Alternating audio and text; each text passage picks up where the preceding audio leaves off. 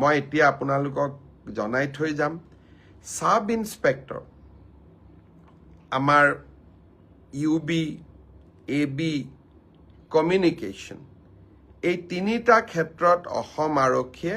sub inspector পোষ্টৰ পৰীক্ষা পাতিছিল ইয়াত পদ আছিল 203টা ইয়াৰে ইতিমধ্যে লিখিত পৰীক্ষা হৈ গ'ল আৰু এই লিখিত পৰীক্ষাত যিসকলে উত্তীৰ্ণ হ'ল যিসকলে কাট অফ নম্বৰ পাবলৈ সক্ষম হ'ল তেওঁলোকৰ তালিকা 6 মাৰ্চ তাৰিখে আৰক্ষী বিভাগে প্ৰকাশ কৰিব 6 মাৰ্চ তাৰিখে লিখিত পৰীক্ষাৰ ৰিজাল্ট হোৱাৰ লগে লগে পিএছটি আৰু পিইটি আৰম্ভ হ'ব আৰু পিএছটি আৰু পিইটিৰ এডমিট কাৰ্ড আপোনালোকে 9 মাৰ্চত ডাউনলোড কৰিব পাৰিব আৰু পিএছটি আৰু পিইটি 17 মাৰ্চৰ পৰা আৰম্ভ হ'ব এয়া হ'ল অসম পুলিচৰ সাব ইন্সপেক্টৰ ইউবি এবি আৰু কমিউনিকেশ্যন ইয়াৰ বাবে যি পৰীক্ষা হৈছিল ইয়াৰ পিছত আমাৰ এটা ডাঙৰ পৰীক্ষা হৈছিল কনষ্টেবল আমাৰ এটা ডাঙৰ পৰীক্ষা হৈছিল সেইটো হ'ল constable UB constable AB constable communication আৰু sub officer fire and emergency service কনষ্টেবলৰ ইউবিত পোষ্ট আছিল 1760টা কনষ্টেবল এবিত পোষ্ট আছিল 2301টা কনষ্টেবল কমিউনিকেশ্যনত পোষ্ট আছিল 466টা আৰু সাব অফিচাৰ ফায়াৰ ছাৰ্ভিচত পোষ্ট আছিল মাত্ৰ এটা এই গোটেই পৰীক্ষাটোৰ ইতিমধ্যে পিএছটি আৰু পিইটি কমপ্লিট হ'ল এই পৰীক্ষাটোৰ যিসকলে পিএছটি পিইটিত কোন পাছ কৰিলে ইয়াৰে ৰিজাল্ট অসম আৰক্ষীয়ে 12 মাৰ্চ তাৰিখে ঘোষণা কৰিব অৰ্থাৎ কনষ্টেবল ইউবি এবিৰ পৰীক্ষাৰ প্ৰথম ৰিজাল্ট 12 মাৰ্চ তাৰিখে প্ৰকাশিত হ'ব ইয়াৰ পিছত আপোনালোকে নিজেও জানে যে এটা লিখিত পৰীক্ষাত আমি অৱতীৰ্ণ হ'ব লাগিব আৰু এই লিখিত পৰীক্ষাটিৰ বাবে যিসকলে কাট অফ মাৰ্ক পাবলৈ সক্ষম হ'ব তেওঁলোকে এডমিট কাৰ্ড 17 মাৰ্চৰ পৰা ডাউনলোড কৰিব পাৰিব আৰু ফাইনেলি এবি ইউবিৰ ৰিটেন টেষ্ট 23 মাৰ্চত অনুষ্ঠিত হ'ব ইয়াৰ পিছত অসম আৰক্ষীত ড্ৰাইভাৰৰ 667টা পোষ্টৰ বাবে পিএছটি আৰু পিইটি অনুষ্ঠিত হৈছিল এই ড্ৰাইভাৰৰো পিএছটি পিইটিৰ পৰীক্ষাৰ ৰিজাল্ট অহা পৰহি দিনাখন অৰ্থাৎ 4 মাৰ্চ তাৰিখে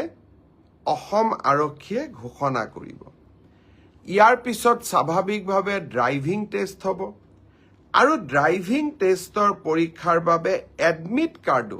4 তাৰিখৰ পৰা লাভ কৰিব পাৰিব আৰু written test driving test written পিছত হ'ব প্ৰথমতে ড্ৰাইভিং হ'ব ড্ৰাইভিং টেষ্ট 10 মাৰ্চত পৰা অনুষ্ঠিত হ'ব অৰ্থাৎ 4 তাৰিখে পিএছটি পিইটিৰ ৰিজাল্ট দিব এডমিট কাৰ্ডো 4 তাৰিখে দিব আৰু 10 মাৰ্চৰ পৰা ড্ৰাইভিং টেষ্ট হ'ব আৰু ফাইনেলি ইয়াৰ পিছত এটা লিখিত পৰীক্ষাটো আমি এপিয়াৰ কৰিব লাগিব এতিয়া মই আহিছোঁ কনষ্টেবল এবি চিডিঅ অৰ্থাৎ কামাণ্ডো বেটেলিয়ন এই ক্ষেত্ৰত ইয়াত পোষ্ট খুব কম আছিল মাত্ৰ 164টা পোষ্ট আছিল 164 কাৰণ কামাণ্ডো বেটেলিয়নবিলাক নতুন বেটেলিয়ন ইয়াত ভেকেন্সি অহাৰ এতিয়া প্ৰশ্নটো বহুত কম কামাণ্ডো বেটেলিয়নৰ ৰিজাল্ট আমি আমাৰ কাট অফ মাৰ্কছ যিটো পিএছটি আৰু পিইটিৰ যিটো কাট অফ মাৰ্ক তাক আমি 27 মাৰ্চ তাৰিখে ঘোষণা কৰিম অৰ্থাৎ কামাণ্ডো বেটেলিয়নৰ 164 পদৰ বিপৰীতে আমাৰ যি ৰিজাল্ট হ'ব কাট অফ মাৰ্কছ এনাউন্স হ'ব 27 মাৰ্চ তাৰ পিছত এডমিট কাৰ্ড আহিব 1 এপ্ৰিল তাৰিখে আৰু সাইকোমেট্ৰিক টেষ্ট 8 এপ্ৰিলৰ পৰা অনুষ্ঠিত হ'ব আমাৰ গ্ৰেড 4 অসম আৰক্ষীত 258টা পোষ্টৰ বাবে অনুষ্ঠিত হৈছিল গ্ৰেড 4 পৰীক্ষাৰ পিএছটি পিইটি হৈ গ'ল আৰু কেইটামান হ'ব বাকি আছে 15 মাৰ্চলৈকে চলিব সেই ইয়াৰ পিএছটি পিইটিৰ ৰিজাল্ট আমি দিওঁতে কিছু পলম হ'ব 30 এপ্ৰিল পাবগৈ এয়া হ'ল অসম আৰক্ষীৰ সম্পৰ্কত আপোনালোকে জানিব বিচৰা তথ্য ইয়াৰ পিছত বহুত ল'ৰা ছোৱালীয়ে মোক সুধি আছে যে এডিআৰই ৰিজাল্ট কেতিয়া দিব এডিআৰই ৰিজাল্ট 7 মাৰ্চ শুক্ৰবাৰে আমাৰ গ্ৰেড 3 আৰু গ্ৰেড 4ৰ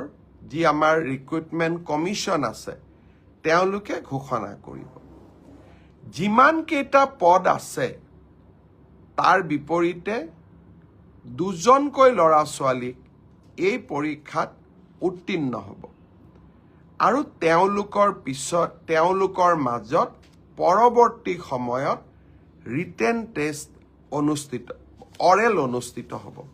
অৰ্থাৎ লিখিত পৰীক্ষাৰ ৰিজাল্ট গ্ৰেড 3 আৰু গ্ৰেড 4 আমি 7 মাৰ্চ তাৰিখে